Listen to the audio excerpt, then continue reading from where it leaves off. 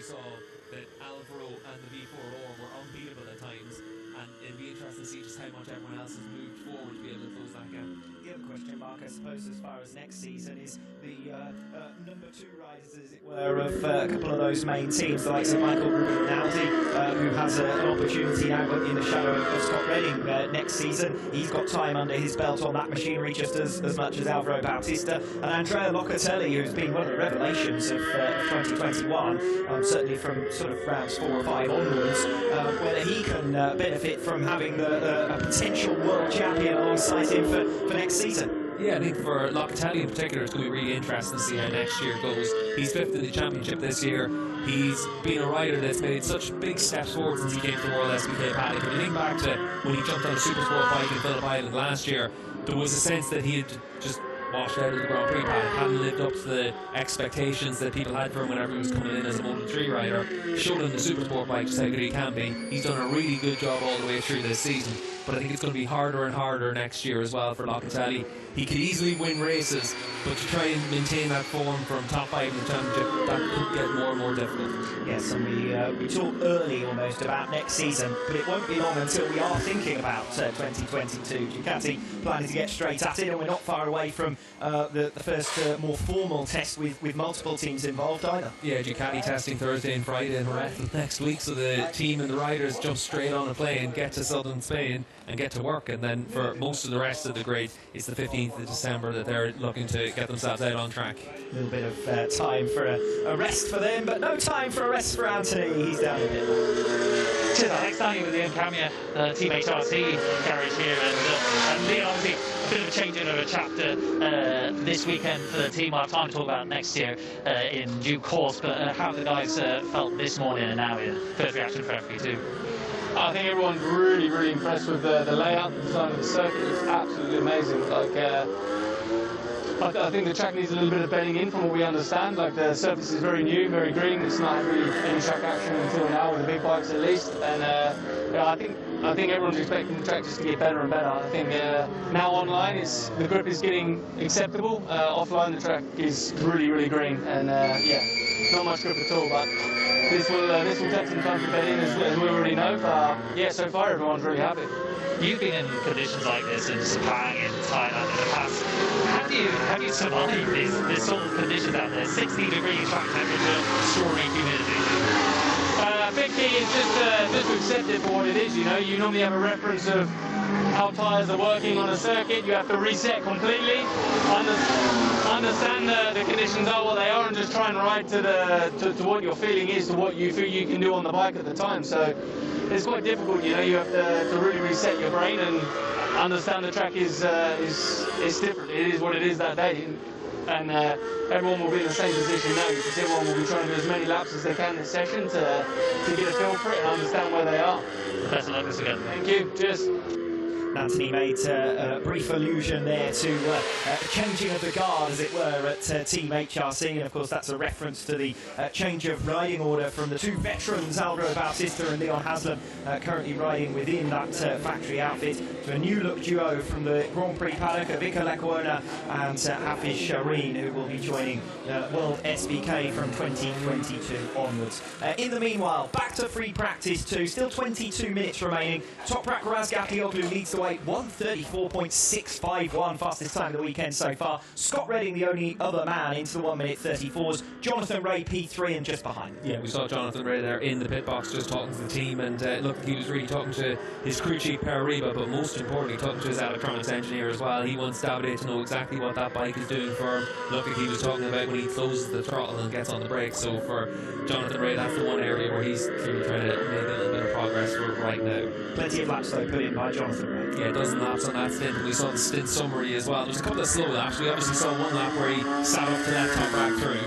Everything else though pretty much down inside those 1:35, so I think it aged 1:35 laps. So that's decent pace right from the outset, considering the lost track time in the opening session. Plenty of riders in the pits at the moment. Scott Redding just completing his latest lap, still running out there, and still within a couple of tenths of a second of his fastest in this session. Michael Ruben Rinaldi just on his way towards a first flying lap of his latest stint. Rider comparison here in towards the spectacular turn 10, that beachfront view. Yeah, you can see there for Scott Redding, he was really floating into that corner as well, and he was using the engine braking of that Ducati to good effect, and a little bit different for Chaz Davis, a little bit more stable. You can see for Garrett Gerloff, he's actually got that bike more of an angle on the entry down in towards that corner, but very different styles needed on the Ducati and the Yamaha, and obviously we've seen one Yamaha rider with a very different style on the run down in towards turn 10 in the shape of Toprak Razgatlioglu, so it does show that there's a lot of different ways to skin the cat. Every circuit has its iconic corner, doesn't it? We always talk about the wall in Aragon and so on and so forth, Phillip Island, and here in Indonesia, turn 10 could very easily become one of those, particularly because of that. Yeah, I have to say, on track walk yesterday, just to have a look around the place, there's a lot of really cool areas around this track. Down towards turn 10, you can see the sea in the background. You've got a lot of hills as well that create almost like a valley for you to look through, and on the exit of that corner we look out onto the beaches as well, and it is a setting unlike any other, and certainly the drone footage from this weekend has been pretty incredible. Yes, cool, certainly not in terms of temperatures, but in terms of your surroundings, absolutely, no doubt about it. 20 minutes remaining in free practice 2. Toprak Razgatlioglu is the man to beat. The Ducatis are still out there.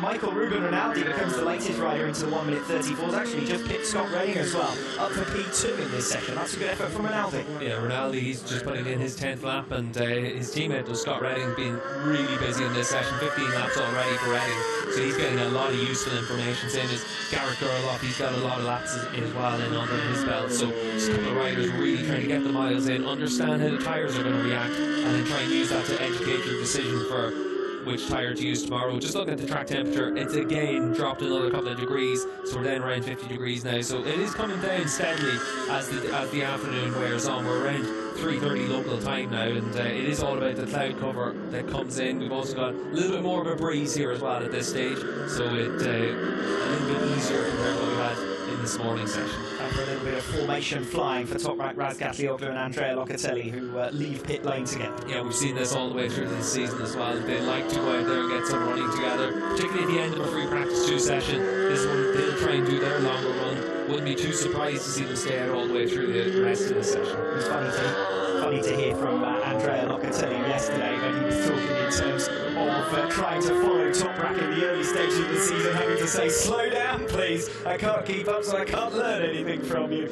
So we've heard from Anthony on a couple of occasions. Let's go down to pit lane from him. Cheers, I think he was Paul then in the Yamaha box, and Paul, both guys just went out now together, trying to work together, understand a bit about this Mandalika circuit. What's the first impression being interviewed? Yeah, pretty good. I mean, the layout's different. I think passing's going to be very difficult. The way the track kind of comes back to an apex always immediately after a corner, so especially in the last sector, passing's going to be challenging. But yeah, in general, it's an enjoyable track to ride, and you know, a few issues with the surface and some damage to the surface after FP1, but that's kind of new track blues, I guess, and improvements, I'm sure, as we go forward. That's the best way to not need to pass a difficult track like that. Start in front, Toprak's pace. That seemed like a pretty big spurt. You were surprised by the gap this morning.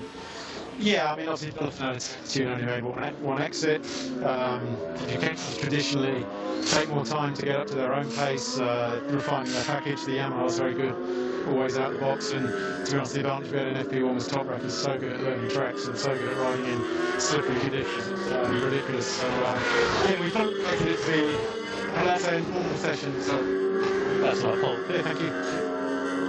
Yes, interesting to hear there that Paul's not taking any credit for Toprak's superb performance earlier on today. It's not that Yamaha are in a superb position or anything else, it's that Toprak is the man. Toprak is the man. He's been the man all the way through this season. We saw it in Most as well. Pretty much after only a couple of laps, he was down to lap record pace. And Toprak learns tracks quickly. A lot of these top riders do. They've got that mental capacity to be able to get themselves up to speed pretty quickly. And for most of these riders, when you talk to them, it's 4 or 5 laps and they've got themselves into a groove for knowing roughly where they have to be and what they have to do. What's interesting is someone like Scott Redding. I was chatting to him yesterday and I was asking him, you know, Scott, what do you do to learn these tracks? Because he's had quite a few new tracks since he came to World SBK. And he said, I don't really do anything. I don't look at video, I don't look at track maps. go for a walk, and then I go out and ride it, and I get up to speed pretty quickly. And it is that adaptability that really sets apart the top riders.